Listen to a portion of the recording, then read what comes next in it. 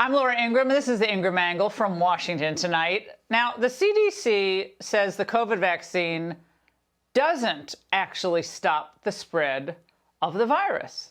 Okay, so why are we banning unvaccinated teachers from their own classrooms? We talked to one teacher who's taking her case to court, and domestic terrorists. That's what the National School Board Association wants to label parents who stand up for their kids. Plus, Biden insults the American people, and they're talking back. Raymond Arroyo has it in Seen and Unseen. But first, big blue cities block America. That's the focus of tonight's angle. Well, you can't say we didn't try to warn them. It's becoming more obvious by the day that these power-hungry governors and radical mayors are endangering their states' futures and will eventually see their states left behind. We tried to warn red and blue states that if they went the way of Europe and kind of slow-rolled their reopenings, the free states would ultimately leave them all behind. And sure enough, we see it's all come to pass. Democrat-run states and cities that drag their feet on reopening and continue to weigh down their businesses and schools with all these mandates are bringing down the economy for the rest of America. One Bloomberg columnist recently looked at 7 metro regions: New York, LA, San Francisco, Chicago, DC, Boston, and Philly. Now, while all those places accounted for 25% of job losses at the beginning of the pandemic, they're now responsible for a staggering 44.8% of the job losses. And by the way, when you break it out further, the picture looks even more grim. The national average unemployment rate is 5.2%, but for New York and LA, it's over 10%. Chicago's still atrocious at 8%. Wow. So why is this happening? Because not everyone has the luxury of working from home, people. As one Bloomberg column notes, many high-skilled service workers started to work remotely. As a result, low-skilled service workers in big cities bore most of the recent pandemic's economic impact. Duh. I mean, anyone with a little bit of gray matter upstairs should have seen this freight train of an unemployment problem coming. It's also harmful. It's also unnecessary. Lawyers and accountants, people like that, they did great. They were able to take up knitting and beekeeping. But Fauci and the government's smug COVID enforcers, they didn't consider what they were doing here. The facts tell us something very important about what's going on, about the trillions of dollars in new taxing and spending that Biden, after everything we've been through, wants to ram through. First of all, we don't need any of it. Most of the U.S. economy is doing fine. And the blue cities simply need to fully reopen, bring everyone back to work, and just as we've been saying for months. There's plenty of pent-up demand out there and plenty of job opportunities for people just getting started in the workplace. But the blue state mayors, your friends like Lori Lightfoot, Eric Garcetti, Bill de Blasio, they adamantly refuse to do the right thing, and instead are doing everything possible to prevent life from returning to normal.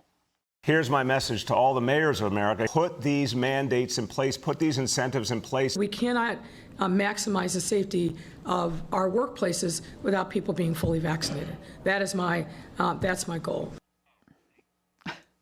The goal. Well, imagine if these poltroons operated with the savvy of our friends in Nashville or Phoenix.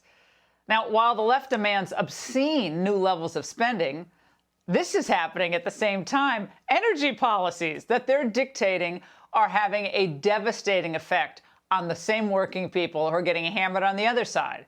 The cost of oil recently spiked to its highest price since 2014. And we're already seeing headlines in June that said, things are going to get worse and worse. Natural gas going through the roof. The bottom line, this winter Americans can expect bigger utility bills. But it's not just utility bills. Biden's climate crusade will lead to higher prices on everything else. Natural gas is consumed in large volumes to make plastic, fertilizer, steel, and cement. Climbing gas prices are adding to the cost of producing manufactured goods at a time when investors are on the edge about the potential for runaway inflation. There it is. Now, this isn't an accident.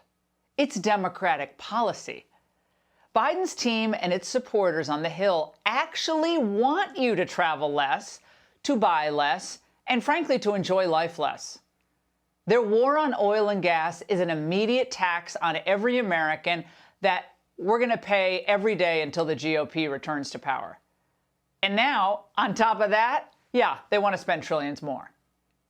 Now, Biden and the left want to radically change America forever.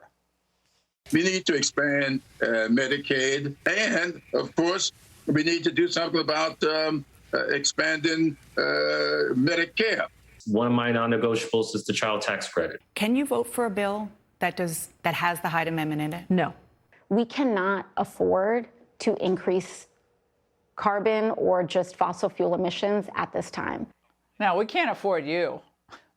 Can you imagine, by the way, the fraud and cronyism that this massive level of spending is going to invite?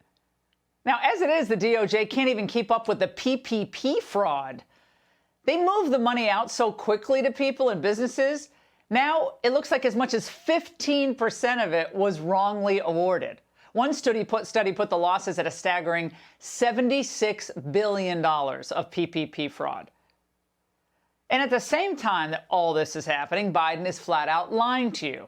He actually claims that we can take trillions of dollars in money, waste it on foolish government programs, and the net cost is zero. Raising the debt limit is about paying off our old debts. There's nothing to do with any new spending being considered. There's nothing to do with my plan for infrastructure or building back better. Zero. Zero. Both of which, I might add, are paid for. Now, it would be laughable if it weren't so troubling. But remember, desperate men do desperate things. The Democrats are headed for a wipeout in next year's congressional elections. They know this. They know Biden is a failure, and they know Harris is worse. So now they're trying to borrow and tax as much as possible, even though our only economic problems result from the foolish intransigence of their own mayors and their own governors. And as they get closer to defeat, they're going to become more unstable. They'll harass people like MANCHIN from the water. Senator, this is an investment. This is not giving out money. This is not spending. This is investing. They went after Senator SINEMA in what should be a very private moment. So much for dignity and the return to normal that Biden promised us. They're just pathetic people watching their dream to control Americans and lower their standards of living slipping away. They see it. They feel it. Of course, Biden is on board with all these lunatics. The ones that are in the water, the ones that are in the bathroom. But come on, that was ages ago. Come on. When this was Joe today. The bathroom ambush, well, wasn't appropriate, but... I don't think they're appropriate tactics, but it happens to everybody. From the only people it doesn't happen to are people who have Secret Service standing around them. It's part of the process. Forget Manchin and SINEMA and all this. All 50 Senate Democrats should be denouncing this type of behavior. Their silence speaks volumes about how far left the party has gone. The Democrats are right to think this spending debate is their last chance. It's their last chance to show that they haven't been completely taken over by the loony left. It's their last chance to show that they still believe in our basic economic system. And it's their last chance to encourage that we will return to normal. If they don't take it, if they keep pushing for trillions of dollars in waste that's going to spur inflation, hurt Americans even more, the voters will know whom to blame. And that's the angle. Hey, Sean Hannity here. Hey, click here to subscribe to Fox News YouTube page and catch our hottest interviews and most compelling analysis. You will not get it anywhere else.